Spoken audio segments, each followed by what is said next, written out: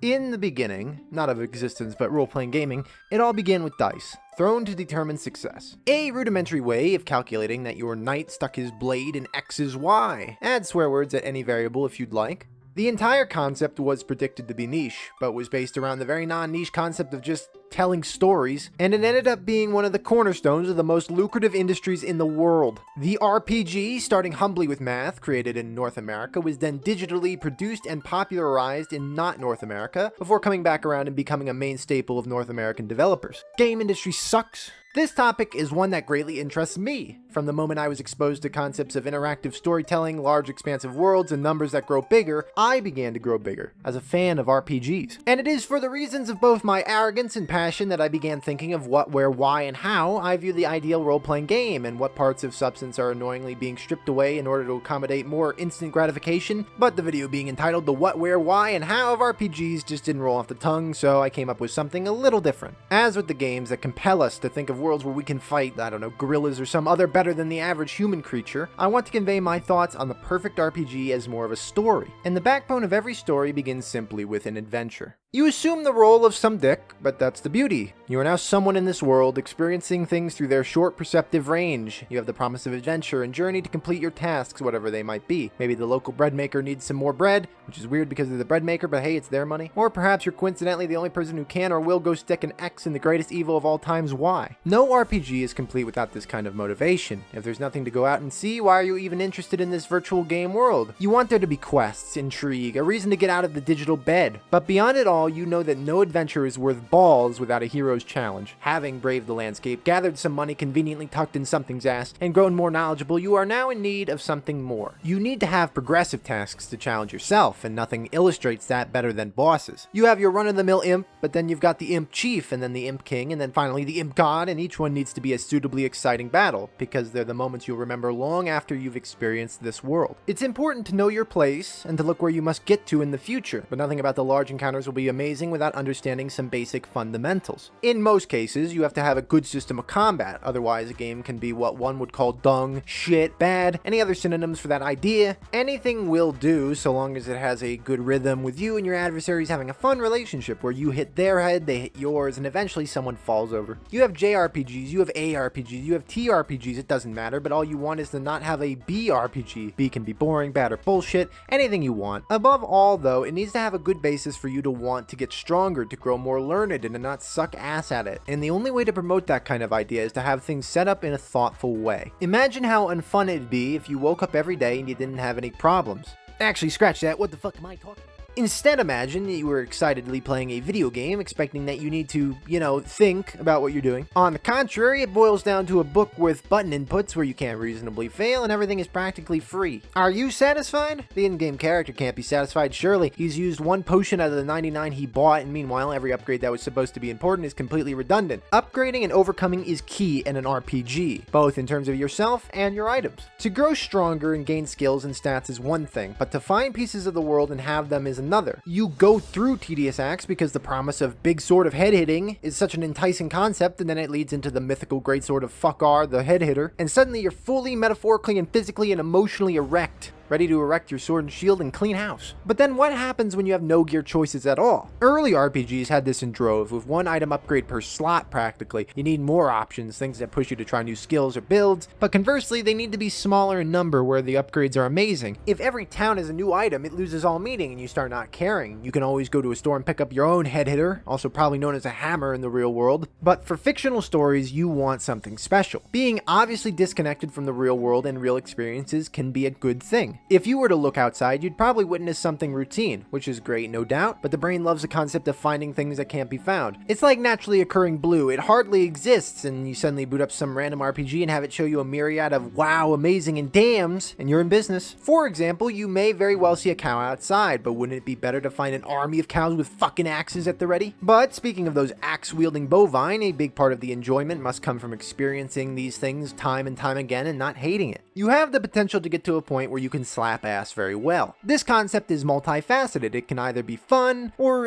unfun trash. The process of repeatedly doing something is called life, but we work to make those repetitions as enjoyable as possible. For a game, it can be fun to grow outrageously strong to become overpowered, but when that becomes a necessity, it's no longer that enjoyable. It's a balancing act between keeping yourself amused but also sane. Also, speaking of a balancing act between insanity and sanity, hardcore can of course refer to the concept that no failing can be allowed, but can also indicate a mindset either born out of necessity or desire. Having the ability to tackle challenges with bravery and big ballvity makes a game a little more spicy, a bit more zesty, a bit more cooked. For the creator, you have to ask a few questions. Should the game play by conventional rules like winning or losing, or have success be about how much the player kicks ass? Hard questions. In general, it's important that an RPG has a unique identity. Identity is how we subconsciously recall a product. Obviously, everyone and everything has identity, but having one worth 10/10 of a shit is special. RPGs hang around for quite a while, so it's better if they've got that special magic that stays with you. It could be the color of the ground for all I care, or the random level where you fight those axe-wielding bovine. Many have figured out how to make it an important part of the experience, much like having a central person that you want to put in a garbage disposal. Here comes the guy, the one you can't stand from the literal moment they're shown. No good story is complete without the jackass whom you'll loathe as you travel around.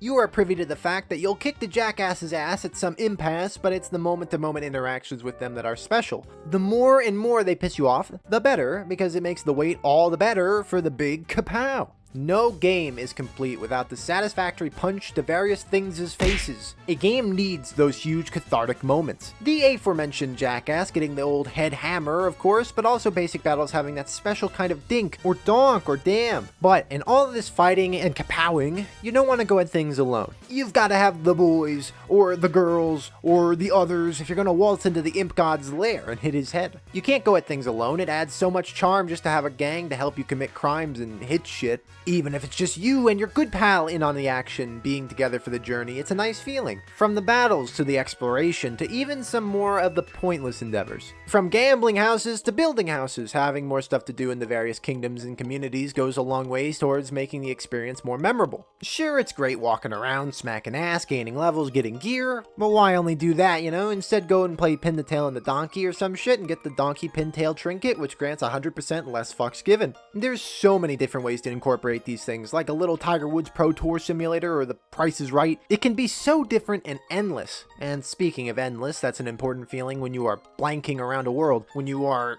traveling or navigating, whatever, is the reason why this format of game exists. If you just had to kill shit, look at Mario. Guy can't even see backwards 20 feet, he's on the move. But when you're walking through towns, being given maps or directions, you feel like a tourist. The two concepts usually associated with world exploration can be thought of like a theme park or sandbox. If your world is like a theme park or is too linear with everything laid out for you to find, what's the real difference between that and Plumber Boy? And then if your world is too open to explore, that could be an awesome thing, but only if there's any merit to all the space. Otherwise, why don't you, go roam outside your own house and look under cars or some shit? There's no point, and, no one wants to go have similarity to their own under-the-car viewing experience. Most people want some sort of oddity.